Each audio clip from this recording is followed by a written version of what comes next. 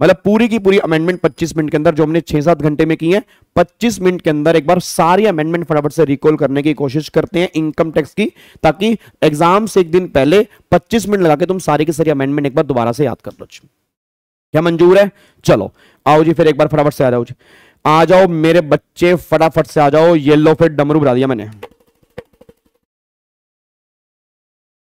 चलो जी अब एक बार फटाफट से यहाँ पे आते हैं जी, इधर देखो ध्यान से। अब सबसे पहली अमेंडमेंट यहाँ पे, पहली बात तो फाइनेंस एक्ट पहले 22 था, अब फाइनेंस एक्ट 23 एप्लीकेबल हो गया। मेरी स्पीड फास्ट होगी क्योंकि मैं पहले इसको अच्छे से करा चुका हूं, बस आपने सिर्फ सुनना है। दूसरा, पहले प्रीवियस ईयर 22-23 था, असेसमेंट ईयर 23-24 था, अब हमारे एग्जाम में प्रीवियस ईयर 23-24 है, असेसमेंट ईयर 24-25 है। पहले जो आपकी ओल्ड रिजीम होती थी, एग्जिस्टिंग स्कीम होती थी, वो डिफॉल्ट होती थी, और 115 बीएससी और न्यू रिजीम आपकी ऑप्शनल होती थी। अब इसके रिवर्स हो चुका है, मतलब अब क्या हो चुका है, अब ये वाली स्कीम जो है ये हमारी डिफॉल्ट हो चुकी है, और ये वाली स्कीम जो है अब ये वाली ऑप्शनल हो चुकी है। ये फर्क आपका निकल कर आया है। उसके बाद अमेंडमेंट आपकी ऑलमोस्ट किस किस चैप्टर के अंदर है वो सारी की सारी आपके सामने है। अब सबसे पहली अमेंडमेंट जो निकल कर आई है, वो अमेंडमेंट निकल कर आई है 115 बीएससी डिफॉल्ट रिजीम के अंदर आई है। जो आपने ओल्ड रिजीम पढ़ी है, जो आपने पुरानी रिजीम पढ़ी है, जो आपने रेगुलर स्कीम पढ़ी है, उसमें कोई भी चेंज नहीं है। 2.5 लाख 3 लाख 5 लाख आज भी सेम है। अमेंडमेंट जो है वो डिफॉल्ट स्कीम के अंदर आई है। डिफॉल्ट स्कीम में क्या क्या अमेंडमेंट नहीं है? पहली बात, आपके टैक्स रेट वहां पे चेंज हो चुके हैं। 3 लाख तक नील हो गया, फिर 3 लाख से 6 लाख, 6 लाख से 9 लाख, 9 लाख से 12 लाख, 12 लाख से 15 लाख, और 15 लाख से ऊपर। तो 3 लाख तक नील, फिर 3 लाख से 6 लाख तक 5%, फिर 6 से 9 में 10%, फिर 9 से 12 में 15%, 12 से 15 में 20%, और फिर सीधा 20 के बाद 30% होगा अगर तुम्हारी इनकम 15 से ऊपर है। ठीक है जी, यहां तक रेट याद कर लो कि अगर 15 लाख तक है तो 1.5 लाख टैक्स आएगा, 15 से ऊपर वाली पर 30% आएगा, तो 15 से ऊपर वाली पर 30% निकाल के उसमें 1.5 लाख जोड़ देना, आपका टैक्स यहां पे निकल के आ जाएगा। फिर यहां पर मैंने कहा अगर एग्जाम में क्वेश्चन बनता है ऑप्शनल स्कीम या नॉर्मल स्कीम या शिफ्टिंग आउट या opt out from default scheme या रेगुलर स्कीम, इस केस में तुम्हें पुरानी स्कीम लगानी है जो तुमने पहले पढ़ी है। अगर क्वेश्चन बनेगा 115 BSc default scheme, concessional scheme या न्यू रिजिम, इस नाम से क्वेश्चन बनेगा, तुम्हें 115 बीएससी लगानी है। दूसरा, 115 बीएससी पहले सिर्फ इंडिविजुअल पर था, एचयूएफ पर था, अब वो इंडिविजुअल पर भी है, एचयूएफ पर भी है, एओपी पर भी है, बीओआई पर भी है, और आर्टिफिशियल जुडिशियल पर्सन पर भी है। फिर यहां पे कोई एज हमें चेक नहीं करनी होती, एज जो मर्जी हो, हम रेजिडेंट हो नॉन रेजिडेंट हो, हर केस में जो रेट एप्लीकेबल होंगे वो ये 3 लाख वाले रेट एप्लीकेबल होंगे। ये अमेंडमेंट नंबर 1 हमने यहां पे डिस्कस की थी। फिर अमेंडमेंट नंबर 2 जो उसके अंदर निकल कर आई है, वो अमेंडमेंट नंबर 2 आई है। अच्छा, फिर एक बार फटाफट से वो देख लेते हैं कि 115 बीएससी में क्या क्या नहीं मिलता, क्या क्या चीजें हमें छोड़नी पड़ती हैं। पहली बात, सैलरी में लीव ट्रेवल कंसेशन छोड़ना पड़ेगा, एचआरए का बेनिफिट नहीं मिलेगा, स्पेशल अलाउंस जो 13 अलाउंस होते हैं वो नहीं मिलेंगे, पर ये 4 अलाउंस आपको मिल जाएंगे डिफॉल्ट स्कीम के अंदर भी, डेली ट्रेवलिंग, कन्वेंस और ट्रांसपोर्ट, हैंडीकैप वाला। फिर आपको स्टैंडर्ड डिडक्शन मिल जाएगी। क्या नहीं मिलेगा? एंटरटेनमेंट अलाउंस की डिडक्शन नहीं मिलेगी, प्रोफेशनल टैक्स की नहीं मिलेगी। उसके बाद हाउस प्रॉपर्टी में सेक्शन 24 भी इंटरेस्ट का बेनिफिट सिर्फ सेल्फ ऑक्यूपाइड वाले केस में नहीं मिलेगा, लेट आउट वाले केस में मिल जाएगा। पीजीपी के अंदर 10AA SEZ वाला बेनिफिट नहीं मिलेगा। 32(1)(2) एडिशनल डेप्रिसिएशन आपको नहीं मिलेगा अगर डिफॉल्ट स्कीम ली है। 35(1)(2) डोनेशन वाला, 35(1)(2)A जो लोग आईआईटी के पास नहीं जा सकते, वो अगर दूसरी कंपनी के पास जा रहे हैं, उनको बेनिफिट नहीं मिलेगा अगर आप डिफॉल्ट स्कीम लेके बैठे हो। 35(1)(3) सोशल साइंस और स्टैटिस्टिकल सर, उसका बेनिफिट नहीं मिलेगा। 35(2)AA पेमेंट टू आईआईटी, वो डिडक्शन क्लेम नहीं करोगे। 35(AD) जो आपके 14 बिजनेस होते हैं वो डिडक्शन नहीं मिलेगी। 35(CCC) एग्रीकल्चर एक्सटेंशन डिडक्शन नहीं मिलेगी, और एक 33AB और एक 33AB है वो टी रबर कॉफी वाला, उसकी भी डिडक्शन आपको नहीं मिलेगी। कैपिटल गेन पे कोई इंपैक्ट नहीं पड़ेगा, अदर सोर्स के ऊपर भी अब कोई इंपैक्ट नहीं पड़ेगा। ये दोनों चैप्टर डिफॉल्ट स्कीम और ऑप्शनल स्कीम दोनों के लिए बिल्कुल सेम है। फिर डिडक्शन में सारी डिडक्शन नहीं मिलेंगी, 3 मिलेंगी बस, 80 CCD2, 80 CCH2 और 80 JAA, ये 3 डिडक्शन को छोड़ के बाकी कोई भी डिडक्शन डिफॉल्ट स्कीम वालों को नहीं दी जाएगी, बस ये पर ध्यान दो। ठीक है जी।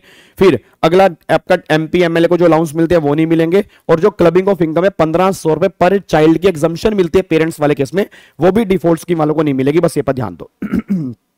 उसके बाद हाउस प्रॉपर्टी का लॉस, आप सिर्फ हाउस प्रॉपर्टी की इनकम से खत्म कर पाओगे, दूसरे हेड की इनकम से खत्म नहीं कर पाओगे। ऑप्शनल स्कीम में 2 लाख की लिमिट होती है, डिफॉल्ट स्कीम वालों को वो लिमिट एप्लीकेबल नहीं होती है, मतलब वो सेम हेड से ही खत्म हो सकता है, बस ये पर ध्यान दो।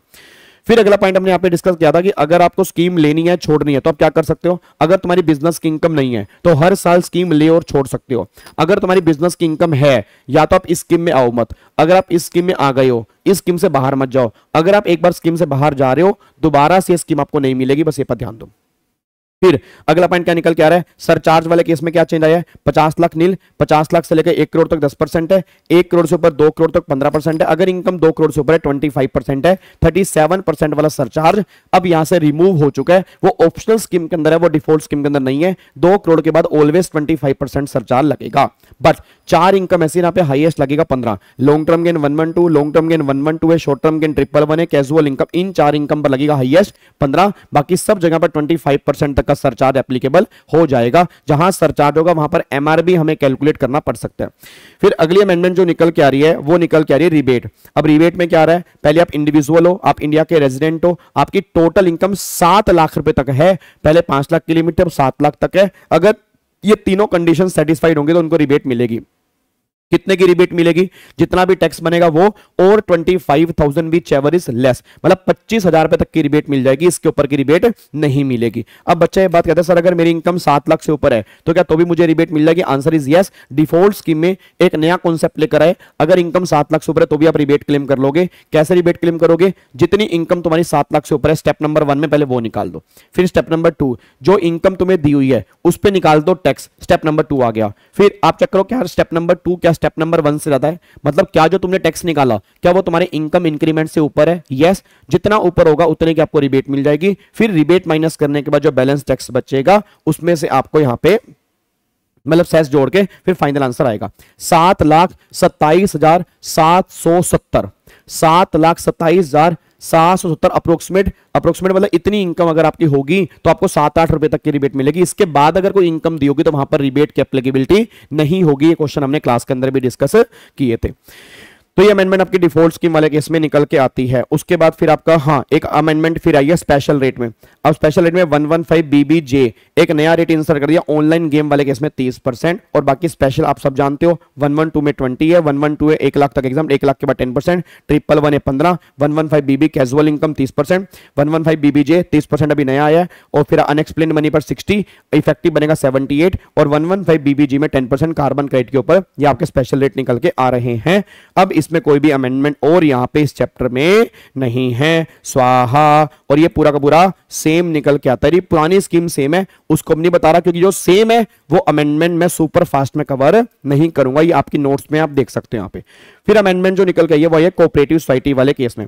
अब कोऑपरेटिव सोसाइटी वाले केस में एक नया सेक्शन आ गया 115 BAE। पहले नॉर्मल स्कीम थी, फिर 115 BAD था, फिर अब एक 115 BA आ गया, ये उनके लिए जो मैन्युफैक्चरिंग है। अब जो सोसाइटी मैन्युफैक्चरिंग है, रेजिडेंट इन इंडिया है और उसने बिजनेस कमेंस किया है आपका 1/4/23 से 31 मार्च 24 के बीच में, तो वो सोसाइटी इफेक्टिव 17.16% से टैक्स पे कर सकती है। 15% रेट है, उसमें सरचार्ज एप्लीकेबल हो रहा है 10%, 4% सेस लगेगा। इनको जोड़ने के बाद 17.16 effective rate of tax applicable होगा उन सोसाइटीज के ऊपर जो 115 BAE वाला ऑप्शन लेंगी। ये अभी अमेंडमेंट निकल के आई है। फिर कंपनी वाले केस में अमेंडमेंट आई है एक छोटी सी, जो टर्नओवर आप पहले 20-21 की चेक करते थे वो 21-22 की चेक करोगे। अगर टर्नओवर 21-22 में 400 करोड़ तक है रेट 25 है, अगर 400 करोड़ से ऊपर है रेट आपका 30% है। बाकी सारे चेंज, कोई भी चेंज नहीं है, मतलब जो आपने पहले पढ़ा वो सेम है, सिर्फ ईयर में चेंज है। 20-21 करेगा, 21-22 आपको चेक करना है, बाकी सारी की सारी बातें आपने पहले पढ़ी हुई है। फिर ये अमेंडमेंट खत्म होगी हमारी बेसिक कॉन्सेप्ट। फिर आ रहा सैलरी। अब सैलरी के अंदर पहला चेंज आया स्टैंडर्ड डिडक्शन। स्टैंडर्ड डिडक्शन जो है वो डिफॉल्ट स्कीम वालों को भी एप्लीकेबल हो जाएगी। पहले सिर्फ ऑप्शनल को थे, अब ऑप्शनल और डिफॉल्ट दोनों को एप्लीकेबल होगी। फिर सैलरी में सेकंड चेंज क्या निकल कर आया, RFA वाला। अब RFA के अंदर क्या था, RFA के अंदर या तो घर मेरा होगा या घर मेरे खुद का नहीं होगा। अगर घर मेरा होगा 30 सितंबर तक ओल्ड लो लगेगा, 1 अक्टूबर के बाद नया लो आ गया। 30 सितंबर तक ओल्ड लो क्या था, अगर मेरे घर खुद गए, पॉपुलेशन अगर 10 लाख तक है तो सैलरी का 7.5, पॉपुलेशन 10 लाख से ऊपर है 25 लाख तक है सैलरी का 10, पॉपुलेशन 25 लाख से ऊपर है सैलरी का 15, ये ओल्ड लो था। अब नया लो क्या आ गया, अगर पॉपुलेशन 15 लाख तक है तो सैलरी का 5%, 15 लाख से ऊपर है 40 लाख तक है सैलरी का 7.5%, और अगर 40 लाख से ऊपर है सैलरी का 10%, मतलब हाईएस्ट अब सैलरी का 10% हमें टैक्सेबल करना है, उसके ऊपर नहीं करना। फिर अगला पॉइंट, अगर वो घर मेरे खुद का नहीं है तो पहले था एक्चुअल सैलरी और 15% of salary which ever is less 30 सितंबर तक। 1 अक्टूबर के बाद लो चेंज हो गया, एक्चुअल चार्जेस और सैलरी का 10% विच एवर इज लेस। अब ये टैक्सेबिलिटी होगी। सर एग्जाम में कैसे करना है, मैंने पहले कहा था MCQs आएगा, एज पर नया लो कर लो। अगर बड़ा क्वेश्चन आ रहा है तो बाइफर्केशन करके भी आ सकते हो, और नीचे एजम्पशन लिख के आना। अगर आप नए लो के बेस पे करो तो नए लो के बेस पे भी करके आ सकते हो, वो तुम्हारा मन करता है, बस ये पर ध्यान देना चाहिए, ठीक है। उसके बाद फिर हमने सैलरी में किया अगला लीव एलटीसी लीव सैलरी वाला। अब लीव सैलरी में 3 लाख तक पहले एग्जाम्प्ट होता था, अब वहां पर 25 लाख रुपए की लिमिट यहां पे आ चुकी है। लीव सैलरी वाले केस में 25 लाख रुपए की लिमिट कर लेना हाईएस्ट, अब 25 लाख तक एग्जाम्प्ट होगा, बस ये पर ध्यान दो। फिर अगला हमारा अमेंडमेंट आ रही है पीजीपी के अंदर। अब इसके अंदर अमेंडमेंट में क्या डिस्कस किया रही, इसके अंदर हमने अमेंडमेंट में डिस्कस किया कि अगर हम पेमेंट कर रहे हैं एमएसएमई को, अगर मान लो छोटी कंपनी को पेमेंट कर रहे हैं तो उनके सेक्शन में लिखा हुआ है कि पेमेंट तुम्हें कब तक करनी है। मतलब अगर तुम्हारा रिटर्न एग्रीमेंट है उनके साथ तो 45 दिन की हाईएस्ट लिमिट है, रिटर्न एग्रीमेंट नहीं है तो 15 दिन की है। अब अगर मान लो अगर तुम पेमेंट कर रहे हो एमएसएमई को और इसके अंदर तुम पेमेंट कर देते हो, इतने दिन के अंदर अंदर अगर पेमेंट कर देते हो तो खर्चा तुम्हें उसी साल में अलाउड कर देंगे जिस साल का वो खर्चा है। अगर तुम इसके बाद पेमेंट करोगे फिर जिस साल में पेमेंट करोगे खर्चा उस साल में अलाउड करेंगे, पिछले साल में अलाउड नहीं करेंगे। वो ये बात कहना चाह रही है। इसके नीचे हमने एग्जांपल भी दिया हुआ है आपकी बेटर अंडरस्टैंडिंग के लिए, जो अभी हमने क्लास में डिस्कस भी किया था। उसके बाद फिर 44AD प्रिजम्पटिव टैक्सेशन। अब गवर्नमेंट कह रही छोटे बिजनेसमैन वो होते हैं जिनकी टर्नओवर 2 करोड़ तक होती है, बट अगर आपका काम 95% ऑनलाइन है, सिर्फ 5% कैश में है, तो आपकी लिमिट हम 3 करोड़ रुपए की कर देंगे। हम ये मान लेंगे कि अगर तुम्हारी टर्नओवर 3 करोड़ तक है, तुम छोटे बिजनेसमैन हो, नॉर्मल लिमिट 2 करोड़ की, अगर 95 और 5 की रेशो होगी तो 3 करोड़ रुपए की लिमिट तुम्हारी एप्लीकेबल हो जाएगी। फिर प्रिजम्पटिव टैक्सेशन फॉर प्रोफेशनल, वहां पर लिमिट तुम्हारी 50 लाख थी।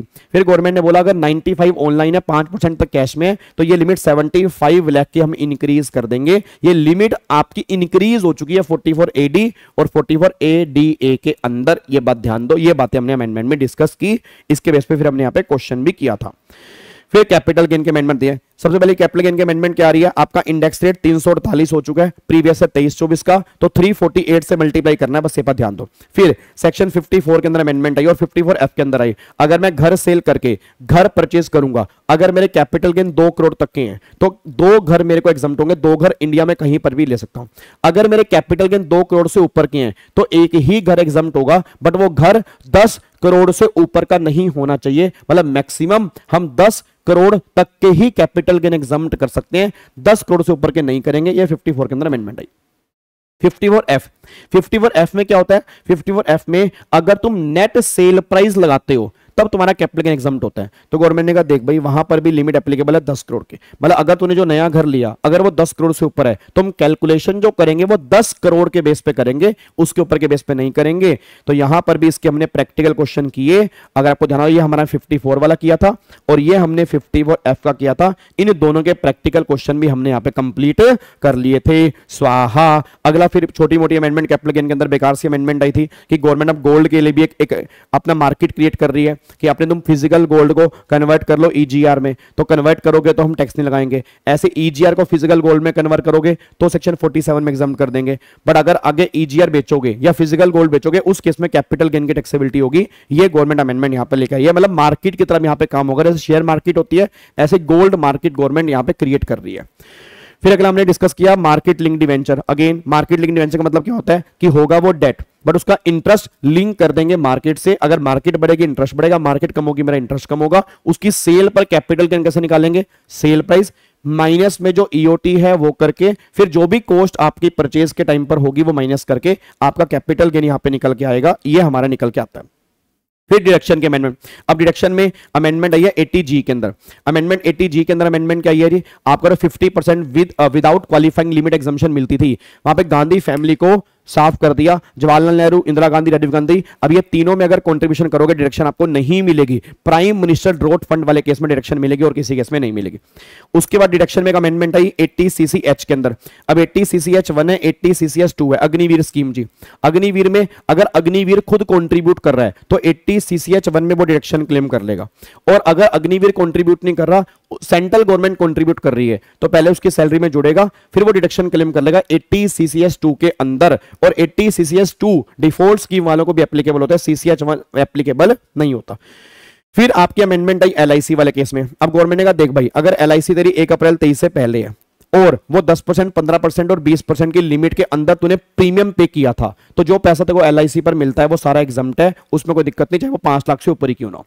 फिर अगर तूने पॉलिसी लिया 1 अप्रैल 23 या उसके बाद, अब तेरा प्रीमियम जो है वो 5 लाख तक होना चाहिए, एंड जो तू प्रीमियम पे कर रहा है वो उस लिमिट के अंदर होना चाहिए। अगर ये दोनों कंडीशन सेटिस्फाइड हैं, दोनों कंडीशन मतलब 10%, 15 या 20% तक है एंड 5 लाख तक है, तो वो सारा एग्जाम्प्ट है।